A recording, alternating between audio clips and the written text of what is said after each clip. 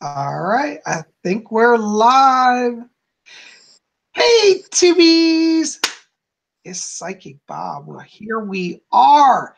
It's Sunday, and it's 8 p.m., and that means it's the witching hour. I got some special people here with me tonight. You guys know them and love them as much as I do. We got Lady Angela and Lord Tony, and I want them each to say hello. Lady Angela, jump in there. Hi, everybody. So glad to be here. So excited for our questions in the chat and just so excited for tonight's show. Hello, everybody. I'm glad to be back again. Hope everyone's well. We should have a fun time tonight. Absolutely. Yay.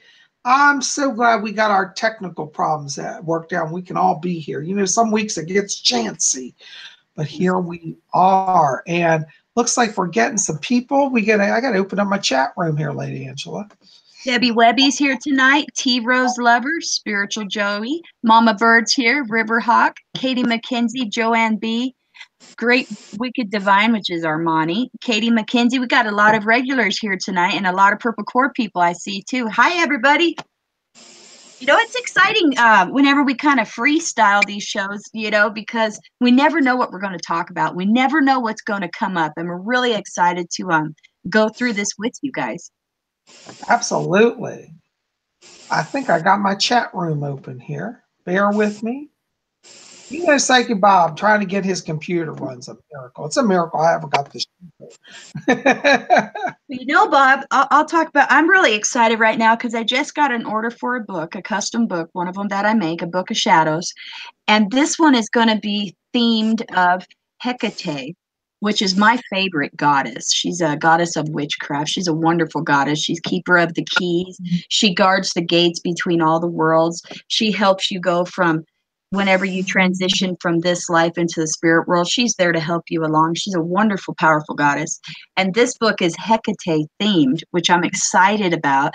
And it's going to have a deep burgundy color, and it's going to have skeleton keys on the front, and it's going to have her torches on the front because she holds the torch, which is the light on the other side. And she's a very powerful goddess, one of my favorite. I'm really excited about this book. So I love it. Well, anybody who buys your books, Angela, is getting a real, and I mean this, a true heirloom, because Lady Angela's books are treasures. And I encourage you guys, you have to pop over to Rare Wicca Spells and take a look at those, you know. We got some good questions popping up already. Spiritual Joey asks us to speak about protection eggshell. About what? Protection eggshell. I think he's talking about how you can use eggshells in protection, and I've done this. I call it, and a lot of people call it, and I'm probably going to mispronounce it, but cascarilla or cascarilla powder, where you crunch up eggshells. Oh, yes. What I do with that is I sprinkle it around my home. Always, any home when I first move into it, or just periodically when I think of it, to strengthen it. And the idea with the eggshell is a protective shell that protects, and it shields. And I find that it shields you by putting it around your house so that people who would think bad people, you know, that are going to try and harm you in any way or just poke their nose in your business where it doesn't belong, that eggshell will protect you and make it where when they glance upon you or your home, they just get another thought and they look away. It shields you like that. It bounces their whole attention away from you. It's a wonderful protective powder. You know, that's a really great question, especially now that we're coming up to Ostara time. Can you guys hear me? I'm getting weird feedback here. Yeah, I was hearing weird noise. Now that we're coming up to Ostara time, you know, the egg is the symbol of life. Mm-hmm. And, you know, when you make your hard-boiled eggs for your, well, they call them Easter eggs. I call them Ostara eggs. Ostara eggs, you know, and you eat the boiled eggs, you can save those crunched up shells and grind that up in your mortar. Mm-hmm. And you got a charm, you know, because that egg is consecrated the celebration of life. And see, in magic, life repels negativity. It repels death and destruction. So the egg is life. Absolutely. And I think like the Ostara eggs also have the added benefit that they like represent springtime. They represent fertility. So they could be used in, like, protection is one way. I use regular eggs for that. It could be brown ones, white ones, ostrich eggs, whatever kind of egg. It's the fact that it's a shell. Wonderful for protection. But I think Ostara eggs are especially special for like spring and growth in your life and for fertility and for bringing blessings like that. I really think that they have that added benefit in that. Plus they're colored. They got your love on them. They got a bit of you. They got a bit of your kids. And it's just for positive and blessings overall. So that was a great idea, Bob, I think. I think so too. Oh, Katie McKenzie said, are eggshells good for your garden? Yes, actually, I think they are. I've heard that that's very good. Adds nutrients to the soil. Yep. And also, I think it aerates the soil too, you know, makes little gaps in it so air can get in there, you know, and it's really good for it. Absolutely. Lord Tony, in your house, do you guys do Easter eggs or any of that? Could you repeat that again, Bob? I'm having volume troubles. Oh, yeah, I know. Something weird's going on here. What I was saying is, in your house, do you guys, you know, do you have a like Easter egg or Ostara egg tradition? You do any of that? No, we don't. My mother-in-law does still like to color them up and hide them everywhere and expect people to go look for them. So I don't. It's kind of like you get dragged into it, huh? That's funny.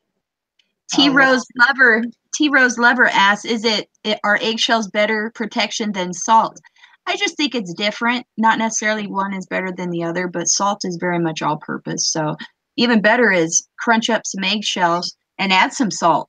I actually do that. I mix up different things with the eggshells. I make a whole powder that I sprinkle around my house.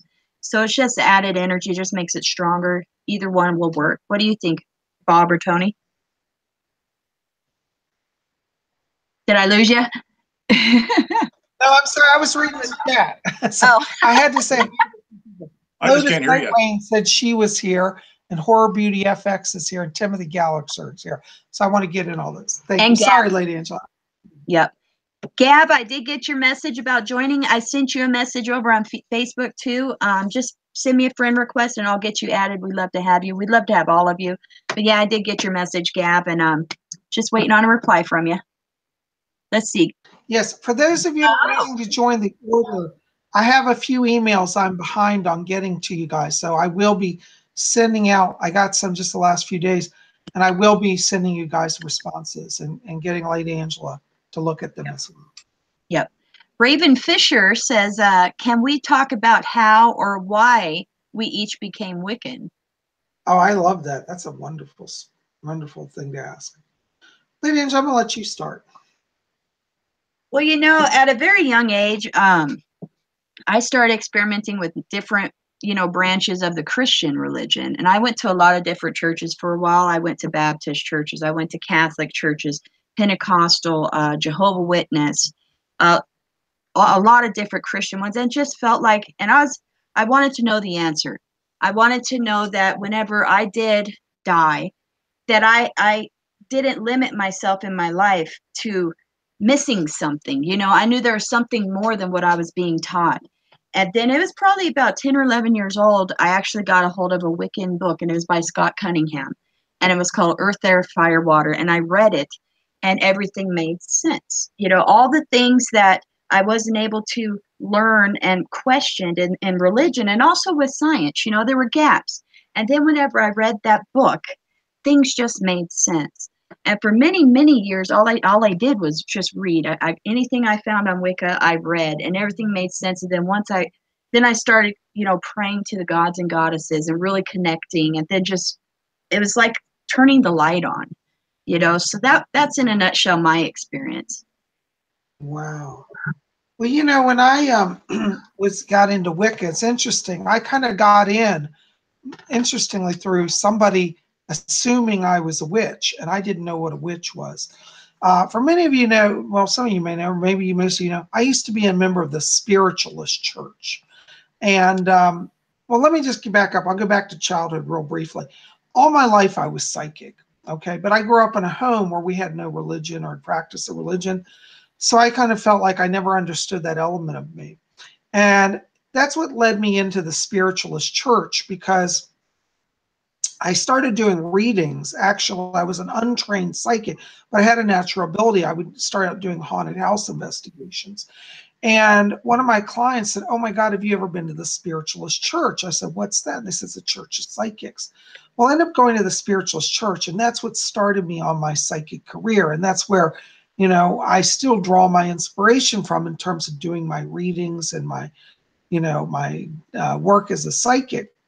But while I was doing readings as a psychic, one of my clients said, "Bob, you are the coolest witch I ever met." Well, I got offended. I said, "Witch? I'm not a witch. I'm a spiritualist." They said, "Oh, I thought you were a witch." I said, "No, whoa, no, I wouldn't be a witch." So they got me thinking about it. I said, "What?" And then this happened like 2 or 3 times. Different people start calling me a witch. I said, "What the hell? Why am I being confused with a witch?" So I went to a bookstore, and there was this young girl, I'll never forget her, cutest thing. I kind of wished I'd asked her out on a date, but anyways, there was this girl, and I was like, I was like kind of scared. I was like, "Do you carry books on, witchcraft?" So I didn't have to anybody just store to hear me say witchcraft. And she looks at me, she says, "Oh, you mean Wicca, witchcraft? Yeah. Oh gosh, I know all about it." So she takes me back to the shelf, pulls a book off, and it's Scott Cunningham's book, Wicca: A Guide for the Solitary. That was the very first book I ever read. And I took that book home and I started reading it. And I was like, "Oh my God, this is amazing. I believe this." And that's what started me. I started doing the rituals in the book, and it just opened up from there. So that's how I got into Wicca. Lord Tony, how about you? For me, it was actually a little bit different. I had been kind of being exposed to it very early on with my mom doing things I didn't know what she was doing. It turns out that she was actually belonging to a coven in North Carolina at some point, and I had no clue what anything that she was doing. It's just talking about nature. We'll do this. She started to be collecting rocks and telling me what they were for and how to do things with those, and then that was pretty much it for me. But that's pretty much how I grew up, is just being exposed to that. And then when I finally got the chance to explore things on my own, I started buying my own little books. I didn't know anything about Cunningham or Wicca, anything like that. I just a couple spells here and there, doing things that way. That's my experience with it. That's awesome. And you had a mom who was like totally supportive of that. That's really cool. Yeah.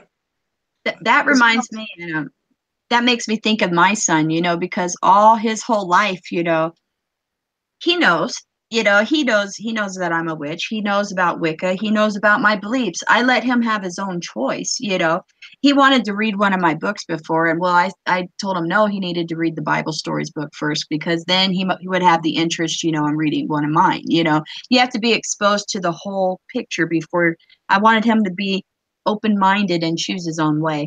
But oh yeah, that Tony reminds me of how my son's going to be, because he's always been around rocks and crystals and, "Mama, what are you doing?" "I'm going to do a spell." "Okay, I'll leave you go." At different things. He helped me pick out supplies today, because I'm going to be doing a spell soon about there's somebody that I work with who's kind of a challenging personality, and I want to be friendly with them so we can work together good. And so I'm going to, on a video I'm going to make a puppet and show you guys how to do like a friendship magic using rose quartz and clay to make a puppet. My son, he goes, "What are you picking out clay for, Mom?" This is what I got at Walmart today. And, because my son, he's artsy also. He wants to make things and create things. "Why are you getting clay? Is that for me?" And I said, "No, I'm going to do a spell." "Really? What about?" And I said, "To be friends with that girl that's giving me trouble." "Oh, okay. Can I use some that you don't use?" I love that. Now, yep. Lady Angela, didn't you tell me that your son used to go out in the yard and find sticks for you to make into wands? Oh, he found me so many wands, and some of them he don't let me have. They're for him. And stangs. He saw your videos, Bob, where you should have that wonderful stang, and he collects those too. And stones. He knows special stones that I'll like, and he'll bring them home from school. "Here, Mom, I found you a rock." Or some of them, they're for him. He's been connecting with dragons lately. He's really into dragons and drawing them and has little sculptures and all. Katie McKenzie asked a great question that goes along with this topic. She asked, "Do we feel," it just rolled by. Do we feel like we've been a witch all along? You know, like that was how we always were. And I say absolutely. I finally, whenever I realized, hey, this is the way I am, you know, it's like the trees of your spiritual, or the roots of your spiritual tree. And all of a sudden you tap into those roots, you know, like you've been that for several lifetimes, and all of a sudden you're connected, and it really is like a whoosh, because it opens you up, and you just know. And I know Bob can attest for that too, for sure. Oh yes, absolutely. You know, when I was hello, I'm getting weird sounds here. When I was a little kid, I knew all my life that I was drawn to witches, and y'all may have seen a book. It's in elementary school, I think, still, called Dory. Dory, and you know, like she has different Dory the Witch. Yep. So it's like Dory and the Blue Witch. Dory goes to the, you know, weather magic station and all these things. But anyways, I was always drawn to this book of the Dory series. And when I was a kid, now this is interesting, we had a maple tree in our front yard, and I used to love to climb trees as a kid. You know, I hear kids today don't climb trees anymore. I don't know if that's true, but anyways, I climb trees. Tony, I bet you climb trees too. And, you know, I'd be climbing a tree, and I would go out there and watch the moon rise.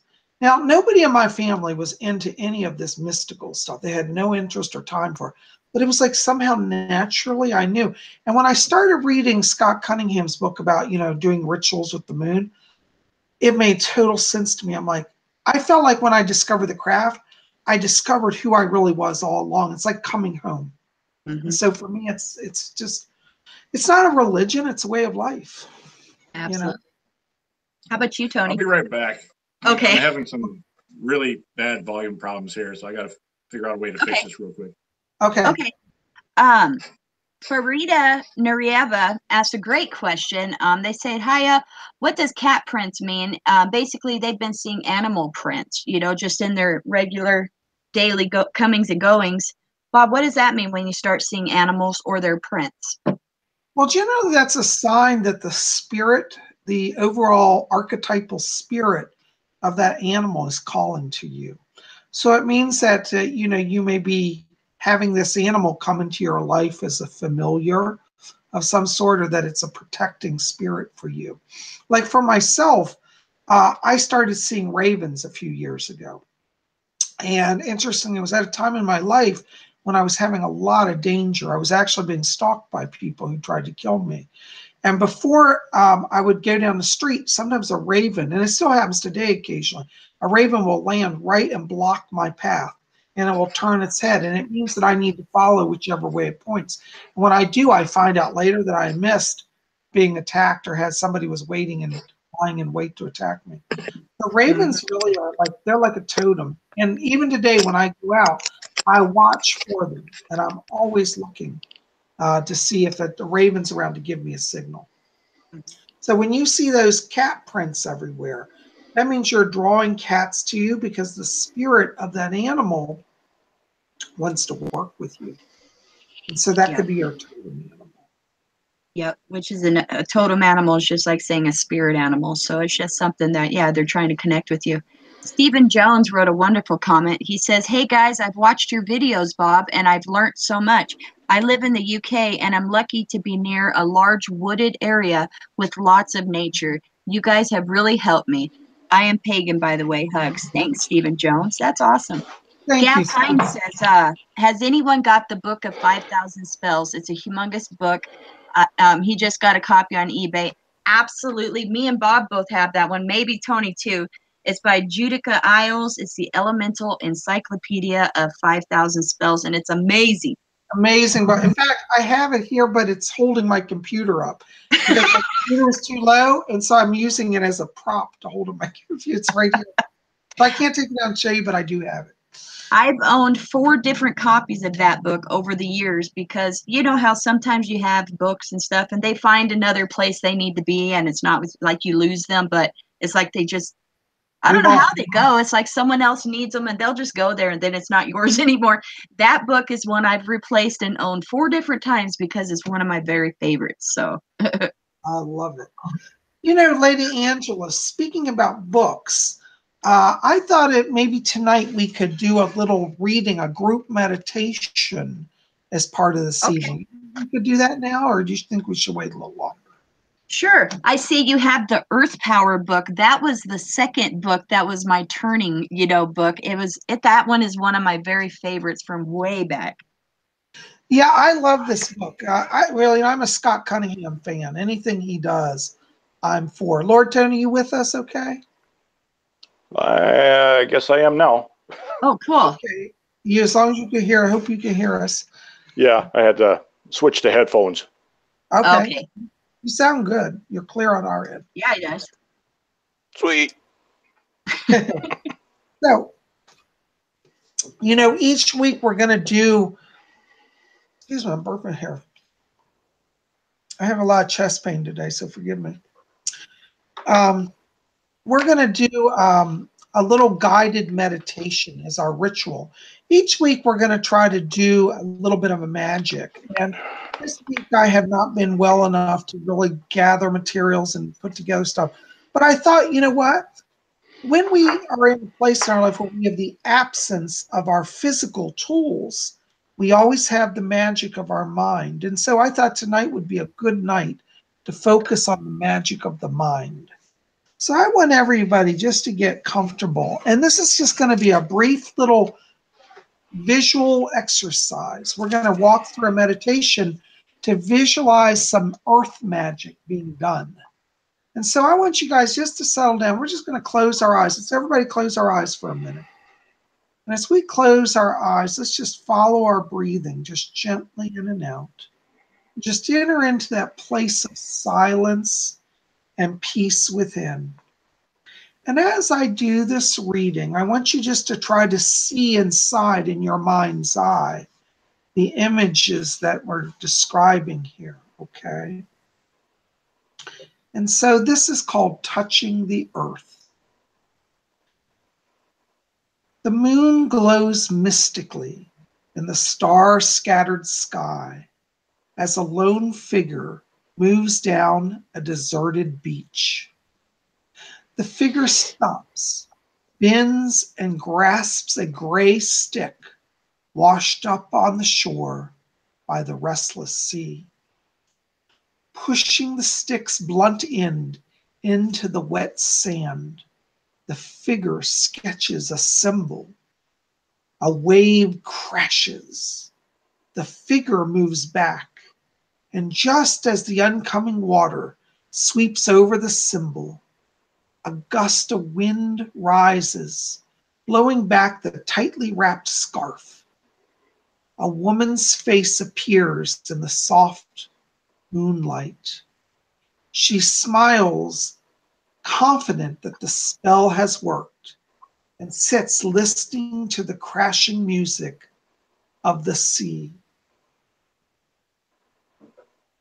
Why did the woman go to the ocean that night? Why did she draw the symbol on the sand? And how did these simple acts constitute magic? Natural magic, rather the magic of nature, is an uncomplicated, direct branch of the magical arts, one derived from eons of experimentation by people scattered all over the globe. It is perhaps a response to the limitless powers of nature, the power visible in the ever-changing seasons, the blossoming of a bud, the birth of young. I'm going to stop there. Were you guys able to see that magic, that simple ritual being done at the beach under the moonlight? Did you feel that sense? That's awesome. You see, that's how simple and powerful magic can be. And tonight I just wanted to take us there just to the moment under that moonlight. And see, you can, when you get this book, you can study that again and visualize it. But I thought tonight this would help us remember the power of the mind, the power of visualization. Because Lady Angela, as you know, in many of your spells and your spell books, they call for visualization, don't they? Absolutely. Every single one, because you have to picture your intent in your mind's eye on that movie screen that's there in your mind when you close your eyes. You visualize things. And like after you perform a spell or a prayer or a blessing, you have to see the results. Don't see the problem. You see what it'll be like. Say you do a money spell because you want some money. You need some money. You visualize it's already on its way and you start preparing for it and acting as though it's already happened. And that's all a part of the visualization. So absolutely, it's key. It's really key. Absolutely key. Matt Burns asked something. Tony? Now, what was that? Were you able to hear me and see the visualization too? Oh yeah. I was. It's almost too much to try to meditate to. Okay. Yeah. Well, it's something that, as you work with it, it gets easier, So anyways, I want to share that for you guys tonight, Well, Bob, your meditations are always, your guided meditations are always wonderful. Your voice and your roll of your words, it's just very meditative, and it just really hits home. And especially when you do your private readings, that meditation you do right in the beginning is just so intense. I literally felt my body vibrating. I mean, I meditate all the time, but whenever you guide a meditation, it is intense. And I'm sure everybody here experiences that too. Hey, Matt Burns asked us a really fun question. What spiritual place on earth would we like to visit most? I'd like to visit Avalon. Oh, I love that. Where I want to go is Stonehenge. Yeah. How about you, Tony? I've always wanted to go to Ireland. Yes, me too. It's so pretty. I like that. That's a really good question. There are so many mystical places. In fact, I was reading earlier today a book, I don't have it here, by Doreen Valiente called The Rebirth of Witchcraft. She has a whole section in there about how across England there are ley lines. And she talks about how some people take quartz crystals and stand at the ley lines and absorb power from them. I'd like to go to England's ley lines as well, We've got some British people. I'm curious if Gav or any of the others in the UK have seen the ley lines in Britain or know about that. Tony, where would you like to visit? Or did he already answer that? Ireland. Oh, that's right. Ireland. I'm going back and forth here. I'm sorry. You don't keep up on the chat. It starts flying by. We got a lot more shout outs to do too. Lotus Night Rain's here. Geez, there's a bunch of Purple Cord people here tonight. A bunch. Oh gosh, I'm trying to follow the chat. We got so many people. It's like flying by, which is good. Timothy's here. Yeah, that's Stephen good. Jones asked a question. He says, okay. I live near a place called the New Forest, which is the old witch territory. People are afraid of it. I went and loved it. Stephen, I want to hear more about that from you because did you know that, what's her name? The witch in the 1960s, what was her name? Sybil Leek lived in the New Forest. And I believe Gerald Gardner used to have his covens meet in the New Forest. You probably know that, though, but fascinating. Oh, Katie McKenzie wants us to talk about what is Avalon. Oh, my. That's a whole show in itself. Go ahead. It is. I like your interpretation. Yeah, it's awesome. But I would suggest get a hold of the movie Mists of Avalon. And there's this wonderful fog-shrouded island. And that's Avalon. And it's very mystical, very magical. It's just amazing. All the different ways they use the land. I mean, there's a prayer area. There's a garden. There's the herb drying area. There's ritual space. It's just intense. But check out that movie, Mists of Avalon. It's about a three-plus hour movie, but it is really good. And it's really magical. And I would love to have a place like that for Purple Cord, like Avalon. It'd be our own Order of the Purple Cord Avalon. That would be awesome. Well, I tell you, if any of us hit the lottery, we can buy an island and start it, Yeah, that would be cool. I love Avalon too. And what's interesting in that movie, because I think it really accurately portrays Avalon. I'm of the belief that Avalon is not some myth. It was a real place. But interestingly, in the movie, it shows that as the Christians come in and they attack the fairy faith and erode it, the ancient ones of the people like Merlin and those who worship the gods, their power starts to weaken, and they end up fading away, and they fade into the mists, and they withdraw from the world. And in that, the story, the original story of Avalon, it talks about that one day the mists will part again and Avalon will reemerge. And I think, by seeing the pagan revival that we're seeing on the earth, we're starting to bring Avalon back. For sure.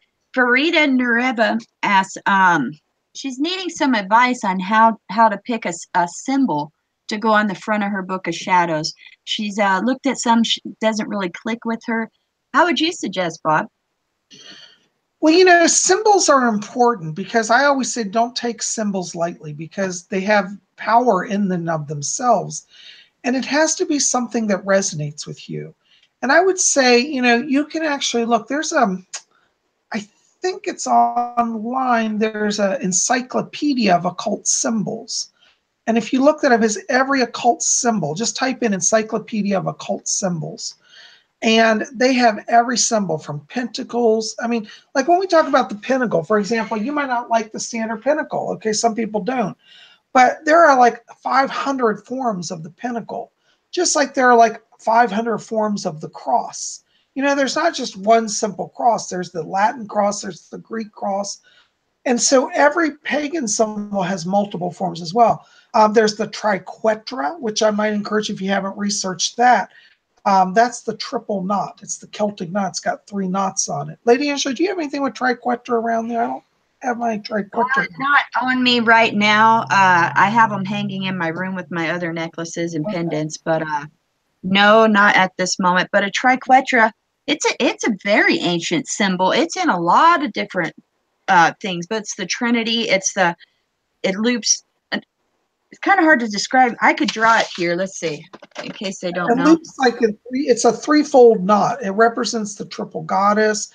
It represents life, death, and rebirth. It represents the triple god. I just smeared it, but here's a triquetra. This is the symbol. Yeah, that's it. Yeah, so that's a symbol you might want to explore because there are a lot of forms of that. So if right now you're not finding a symbol that speaks to you, take your time and call the spirit people. Oh, look, somebody just sent me $2. Yeah, I also just blocked that person because they're kind of being rude. You see their message? Okay. Stargazer asks what kind of crystal I'm wearing. This is a Angel Aura Lemurian crystal, and it has the lines in it, which are like the codex of time, like all Lemurian crystals do. And I really love it. And I wear it to empower me and to enhance me in all positive ways. So Amy Johnson says, some people have been asking, like, how many books of shadows do we have personally? Do we have some that are specific and just for us? Some say that, like Amy Johnson says, she has Book of Shadows that's like a portfolio, but it's a binder. I have a variety of them. I have many, and I have a variety of them. I have journal ones. I have ones in binders. I have several that are bound. How about you guys? I'm sure you got a variety. Lord Tony, what about you?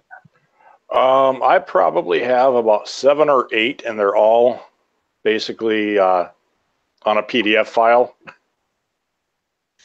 That's a valid way to have it. A lot of people have computer-based books of shadows. I'm old-fashioned. I like mine in paper. And like Lady Angela, I have multiple. I think I have, I have my original Book of Shadows that I started a few years ago, which is like a 3-ring binder. Then I got a newer set of 2 3-ring binders. One is magic spells and one is information.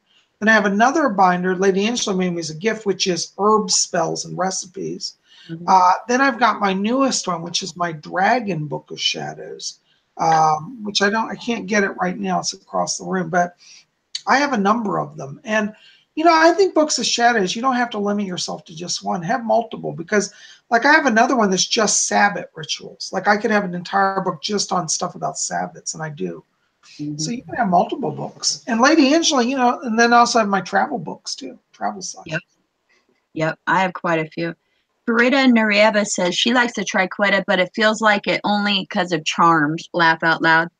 You know, I've run into that a lot. You know, when I think of the triquetra, you know, it's the triplicity, you know, the triple, which you get that. You could, I think of it in many different layers. I think of it as mother, father, and me, or mother, father, and spirit, God, goddess, and me. It could be, in Christianity, it's mother, or it's the Father, the Son, and the Holy Spirit. There's a lot of different threes, you know, which you could say the triplicities or the trinities, groups like that. I connected with it in that way, but I never got into the charms show. You know, I have their actual Book of Shadows. I like it. It's beautiful. But the show was just too Hollywood for me. Bob loves it though. He loves charm, don't you? I do love charm. Now I know that it doesn't reflect true Wicca because there's a lot of weird stuff in, but I like it. You love it. I do. By the way, I have to give a shout out here to Mike Minton. He just donated $2 to the show. He said, "Bob, please, I love your content." Thank you. We're so glad. Awesome. Thank you. Riverhawk reminded me of another triplicity of the triquetra, that it's mind, body, and soul. That's another wonderful one. Absolutely, yes. You know, triquetra has so many meanings, and you know, next week I'm going to be showing you guys. I'm setting up a new altar for the Order of the Purple Cord. I just redid an altar, but I realized it's still too small, so I've got a whole wall area. I'm setting up a new altar, so I'm going to be showing you some of my symbols next week on that. So, Lotus Night Rain asked, "Do we have? Does OPC have their own spells?" I know you've been wanting to put something together like that, Bob. You answer that one. You're doing great. Yes, absolutely. Well, not yet officially. I am working in between 20 million other things. And see, I'm in trouble with Angela and Tony on this, so they're loving that I'm on the hot spot tonight. But I am putting together a book. It's going to be the official handbook of the Order of the Purple Cord. And what it's going to be is it's going to have some daily rituals to do. It's going to have the sacred symbols. Like, for example, I'm not wearing it tonight, but like one of the things that you know we do a lot of times here is we wear on our brow, we paint the purple crescent. So that's going to be one of the unique symbols of our order. It'll be about that in the book. It's going to talk about the symbology of the purple cord and all the different things about the order. And it'll have some rituals for daily use as well. So yes, we will be having that. Yep. We're excited about that. Lilith says another triplicity is the maiden mother crone. Absolutely. That's one of the best ones too. That's one of my favorite ones. Let's see here. A lot of people, Amy Johnson, she says she loves charm too. She's binge watching it on Netflix as well as the movie Craft. Those are great ones. And I tell you, another witchy series that's on Netflix that is really fun and amazing. It's called The Sacred Circle. And it's only one whole season. It's really good. Bob's watched it. It's awesome. And the only bad thing is they didn't make a second season. But that's another good one. Yeah, I love Sacred Circle. I was so disappointed when it was over. I was like, I want to keep going with this. You know? I'm going to have to look that one up. I haven't seen that one yet. Oh, you'll like it. It's good. You'll like it, yeah. I'm trying to read. I can't see it. How do I got to put on my glasses here? I know we've got some questions in here. Oh, yes. Riverhawk mentions The Magicians. I watched that too. Yep. That's a good one. The show, it's a little bit witchy, but it's more like along the lines of that kind of fantasy horror cool thing. It's called Hemlock Grove. That's a very interesting one. It's really neat. I haven't watched that one yet, though. I have to see that. They got the best werewolf transformation you ever did see of anything, you know. They did it the best way. It's worth actually watching it just to see the first werewolf transform. It's really cool. It's gross, but it's really cool and realistic how they do it. It's really cool.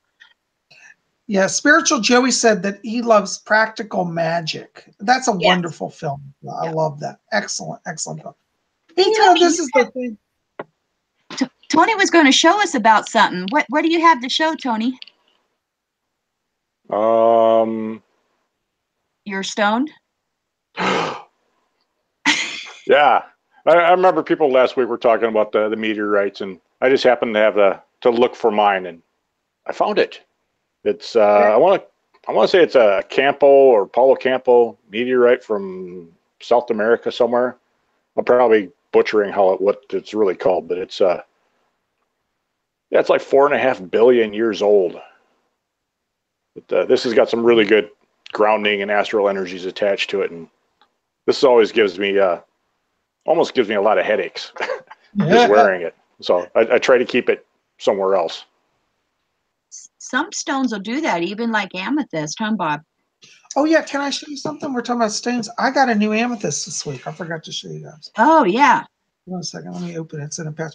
I bought it on was it Etsy or eBay? Anyways, they sent in a beautiful little Chinese silk pouch.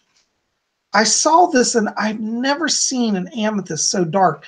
It comes from Africa. It's an African amethyst, and it's almost a blackish purple. Ooh. It's a deep, dark, black purple amethyst. Wow. Yeah, so that's my newest gem. And you know, like Tony says, you know, like certain stones, like his grounds him and it's so intense, almost gives him a headache.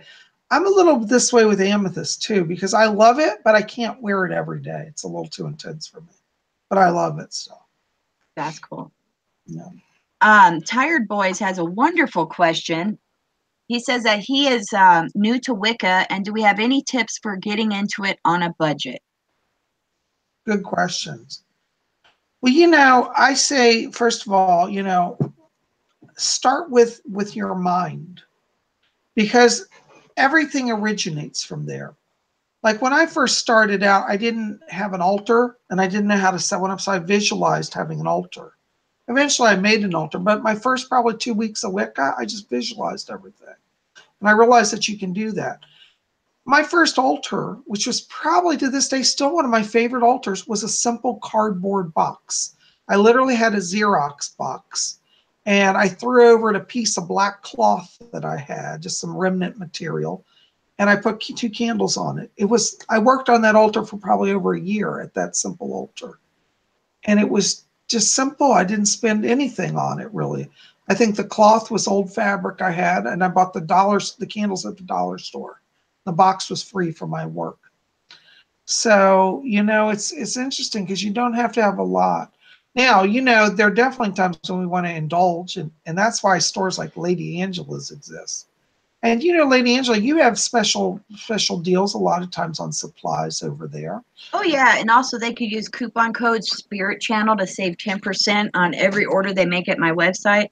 But you know, I suggest going to thrift stores, dollar stores, you know, wander through those different stores, and you can find a treasure trove of magical items in your daily runs. You know, I like to shop kind of like Bob is, so we're always looking at stuff, and Tony could testify to some of that about thrift stores, huh, Tony? I love thrift stores. and anytime I need something, I can always find it in the thrift store. And it's like, I'll have like one choice of something, and then usually I still want to grab because it's the first one I see, and it's like I was guided to it, like the chalice from last week. Then as I'm walking throughout the store, I kept finding more and more and more and more and more. And I'm like, well, the first one was the one I wanted, and it worked out for me. Yeah, I think you're absolutely right. Thrift stores are wonderful. You know, like for your tools, you know, there are 4 basic tools to witchcraft: the athame, the chalice, the pentacle, and the wand. Those are kind of the traditional. Now, there are a lot of other things too, but just if the basics. So for your wand, you can go to the woods and get a stick. For your chalice, you know, go to the thrift store. I found amazing chalices at the thrift store. Your pentacle, you can make it. You can make it out of cardboard and paint it yourself, you know, or make it out of wood if you like doing wood burning. A lot of people just use a slice of wood and burn pentacle on it. And then there's also, you know, your athame. And from my very first athame, which I still have this to this day, was a knife from the dollar store, black handled knife of them. That's cool. T-Rose Lover asks, could putting an amethyst or quartz crystal on top of a mirrored plate amplify its power? Tony, you know about different things that stones could be sat on to amplify their power. Do you want to answer that one? I don't know about using a mirror because that's not really doing anything. If it's going to do anything, it's going to reflect it upwards. Right. As far as amplifying the power, putting it on like a piece of moldavite or quartz crystal. Usually quartz crystals are an amplifier all on their own. Selenite will actually do everything that a quartz crystal can do and then more. So I still like putting everything on my selenite and combining the two together when I want to use them. Isn't it like a selenite charging station of some sort that you have and use? Can you tell them about that? Yeah, I have a. It's basically it's probably about 6 inches in diameter, and it has a bored out hole for putting a tea light in it. But I have all my crystals around that, and any spirited items I have go on there too, because they can take a charge off of that at the same time.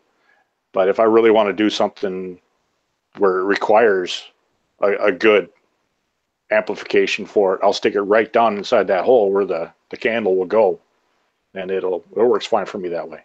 Yep. Also, leaving them sitting in direct sunlight, that will charge them up, or especially leaving them out under the rays of the full moon or in your windowsill where the full moon shines. That's another way too. But how about you, Bob? Well, when I want to amplify my crystals, I tend to kind of treat it like a spell. I actually make a circle of quartz crystals and put my crystal I want to charge in the middle of the circle. Like I have a table with literally a circle around it. And that to me creates a circle of power, just like I was doing a witchcraft circle. Absolutely. Lilith likes to use selenite wands. Selenite's one of my favorite stones for sure. For channeling, and I have one hunk of it that looks like an egg, and I hold it in my palm when I'm doing tarot cards because it amplifies my psychic abilities too, and it's a direct channel to angelic and spiritual forces. I really love selenite. It's one of my favorites. Timothy Gallagher says volcanic glass is good for grounding. Absolutely. And another name for volcanic glass, like the black kind, is obsidian. That dates back to even Native America.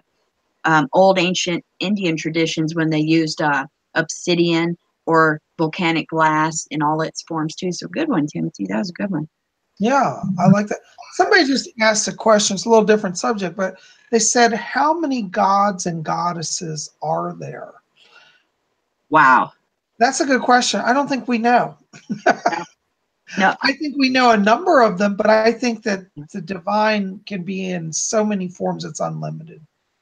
I think of it like as a diamond, like Christianity focuses in on the diamond as a whole and calls it God, where I focus on the diamond, but each little facet on the diamond is like another version of the god and goddess, another name, another deity, another archetype, or archetype.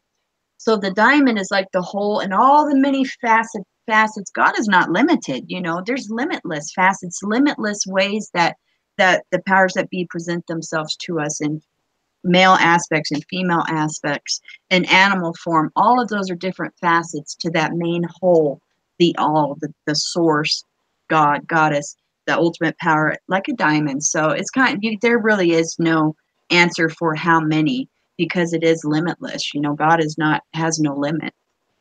Absolutely. I worship the goddess Isis, and can you guys hear me? I'm getting weird feedback. I worship the goddess Isis, and goddess Isis, in some circles, is believed the ultimate goddess through whom all gods and goddesses emanate. And under that form, she's called the goddess of 10,000 names. Mm-hmm. And 10,000 isn't a literal number; it's a symbolic number, meaning unlimited, infinite. Mm-hmm. Mike Minton asks, do we ever face discrimination for being a part of witchcraft?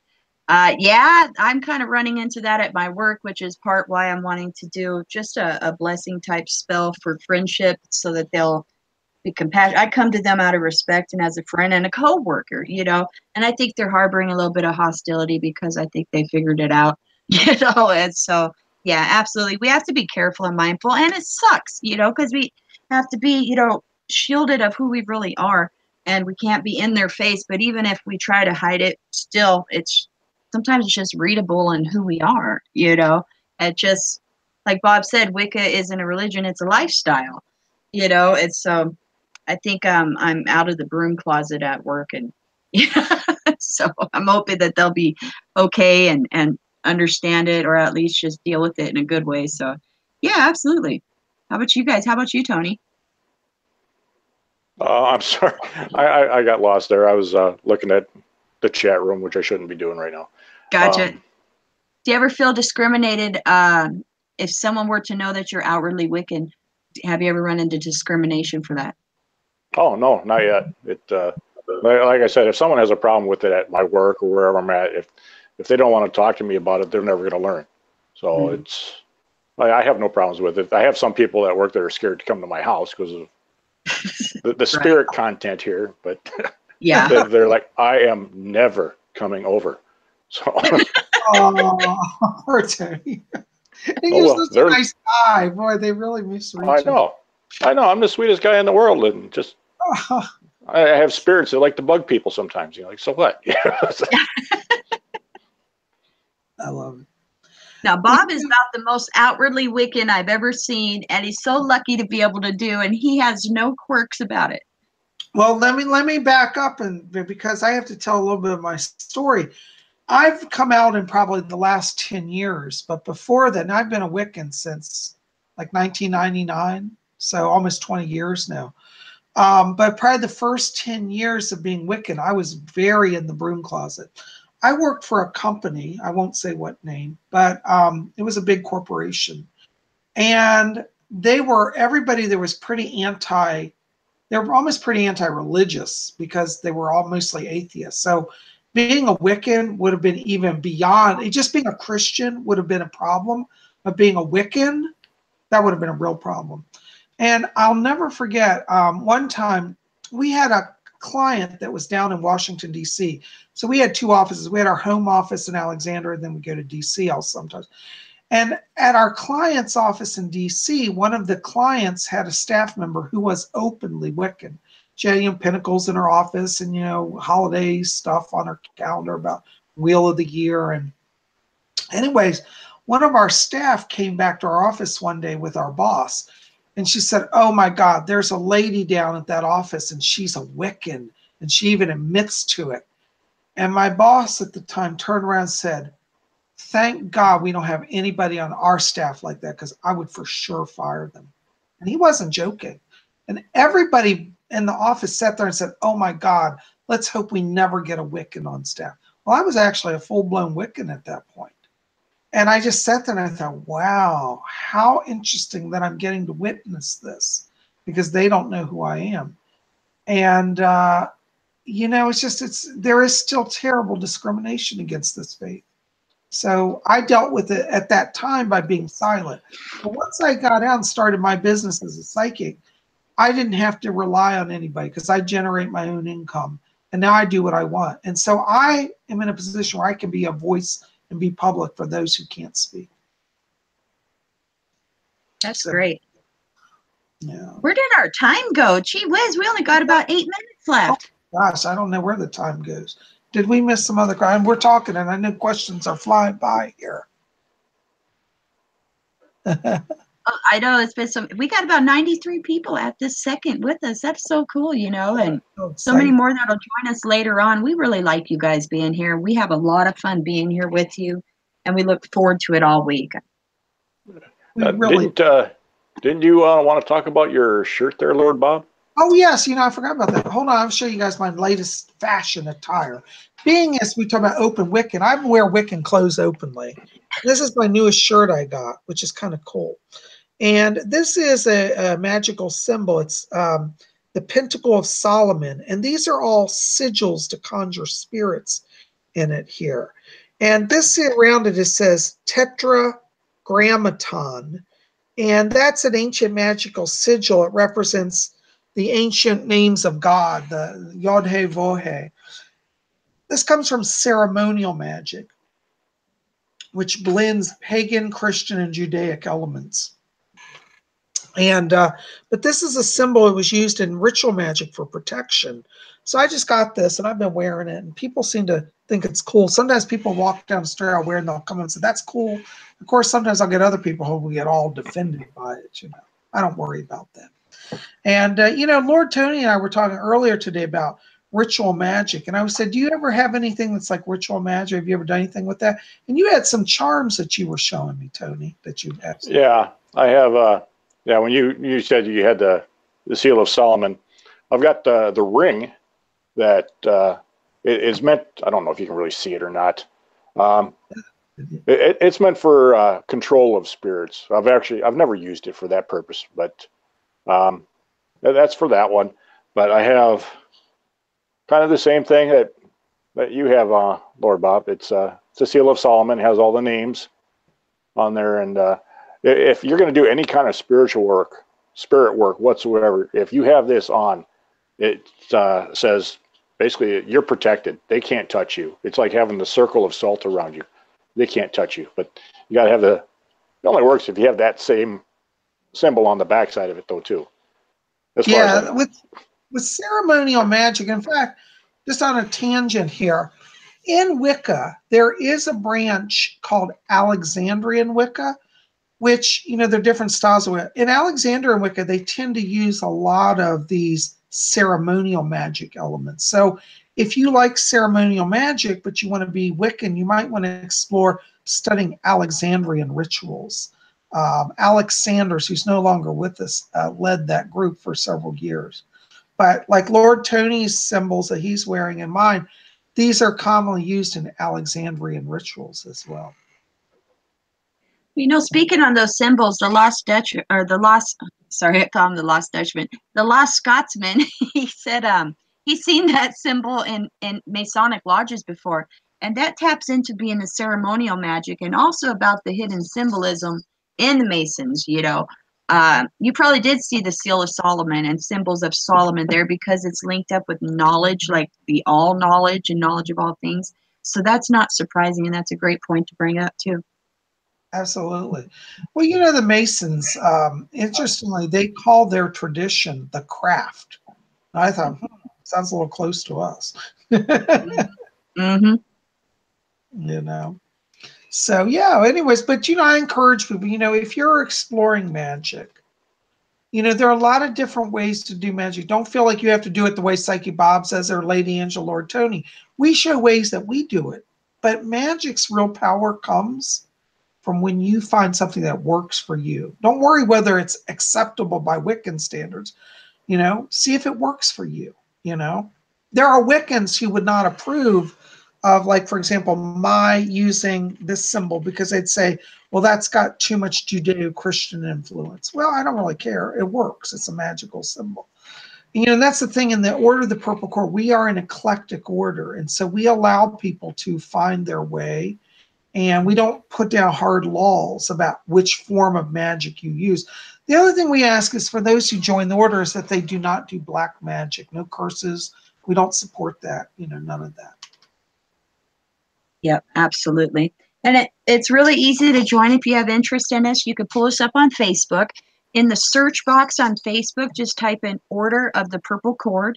It'll pop up. It'll give you the emails. You can send me a message there, me or Bob a message there, or Tony too. He gets those messages as well. We'll get you set up, or you could email us directly through Bob's website, which is roberts-hickman.com. That'll get you an email address there to send your request. It's super easy. Basically, you just got to contact us. Let us know you're interested in joining. You agree to follow the Wiccan Read. You agree to make yourself a purple cord. And we'll be quick to get back to you with a little bit of more information as well as your official membership certificate. And we'll get you added up over there on our Facebook page too. So, absolutely. And speaking of making purple cords, I'm working on a purple cord that I'm getting ready to weave this week. It's going to be a big belt for my robes. So next week when we gather, I'll show you how much progress I've made on preparing this cord. This is made of yarn. Cord that I'm wearing is made of paracord. You can make your purple cord out of any purple material that you want, and it can even have other colors woven in if you like, as long as the predominant color is purple. Yep, absolutely. And you could do it as a bracelet. Some people have braided it and tied it to their shoes, or a necklace or a belt, a cincture. You can even make a circlet that goes around your head. Just, you got to make a cord, and the joining of the cord of the strands, it shows your unity and link with the group. we're all solitary practitioners. We all do our own thing. We're all eclectic witches in one form or another. But yet this is a way for us to be part of something bigger than ourselves. And it's a really bright, wonderful light. Absolutely. So, anyways, I believe we are now at the witching hour. It's 9 o'clock. Where does the time go, Lady Angela? I know. Anyways, guys, we're going to wrap it up here. I want to tell you guys, thanks for being here. I tell you, it never seems like our hour lasts long enough, does it? But I'm so glad you guys are here. Listen, keep it here at Spirit Channel. If you just tuning in late and missed the broadcast, in just a little while, this video will be processed and will be up on my channel, and you can follow the whole show and catch up on what you missed, add comments. We invite all of you, even if you watch it live, come back and just check it. Make sure that it's there, and if you want to add any comments, we'll be glad to see that as well next week when they add some of those questions too. And, we just invite you, come be part of our order. You can contact us. As we said, I'll have links below to how to reach out to me as well and to join the order, and Lady Angela and Lord Tony. So definitely check that out. So I'm going to let each of them say goodnight before we wrap it up. Good night, everyone. We're so glad you're here. Be sure to tune in to Bob's channel tomorrow, too, at Spirit Channel. Every single day, he has an awesome video. And be sure to go check out my website at rarewiccaspells.com. Use coupon code Spirit Channel to save 10%. And also go and check out Tony's page, too, where he offers some services as well. So can't wait to see y'all here next week. And blessed be. Blessed be. Lord Tony. Yep. Yeah, good night, everybody. Yeah, sorry about the snafu earlier with the volume. I'll make sure that's fixed later. I had a great time. I'm glad to be here. Hope everyone else had a great time too. Yeah, please, if you want to, go visit my page. Just Google Lightbringer's Angel, and it should take you right to it. Awesome. Well, we're so glad that you joined us tonight, Lord Tony, Lady Angela. And I want to say thank you to all of you who've been in the chat room. Thank you to those of you who have made donations to the show tonight. What a blessing that is, and we appreciate it. And so, listen, keep it here at Spirit Channel. We got more coming. Tomorrow is Monday, and I think that means Horoscopes Monday. And in fact, I owe y'all horoscopes because we missed it last week, so we'll have that. So make sure to be here. Anyways, I hope you guys are having a wonderful Sunday. Thanks for being here. Sending love to all of you. We'll see you here next week for the Witching Hour. Same time, same place, 8 p.m. Eastern, 7 p.m. Central, 6 p.m. Mountain, 5 p.m. Pacific, 1 a.m. London time. And a big shout out to our British viewers who stayed up late to be with us on a Sunday. Thank you. For those of you who are not in our U.S. time zone, it is a sacrifice. I want to acknowledge that. Okay, so thank you. All right. Well, guys, listen, we'll see you back here tomorrow for horoscopes. And until then, may you always blessed be. So motivated.